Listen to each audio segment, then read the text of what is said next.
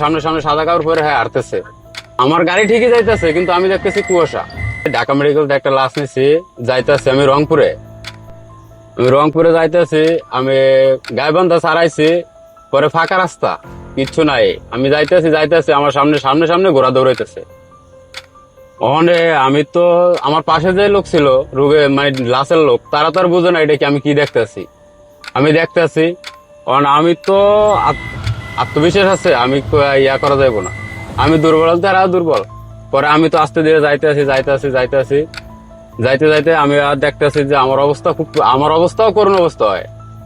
আমি আস্তে দাঁড়াইলাম, দাঁড়াই কতক্ষণ রইলাম, থাকার পরে আবার যাইতেছি, আবার কতক্ষণ পরে আবার সামনে আমার এক মুরব্বী করে মহিলা আমার সামনে সামনে সাদা কাপড় পরে হ্যাঁ হারতেছে।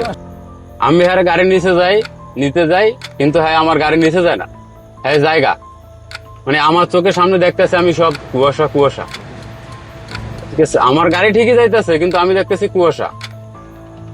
এমনই করে গেলাম, কিন্তু ওই লাশটা ভালো ছিল না। আমার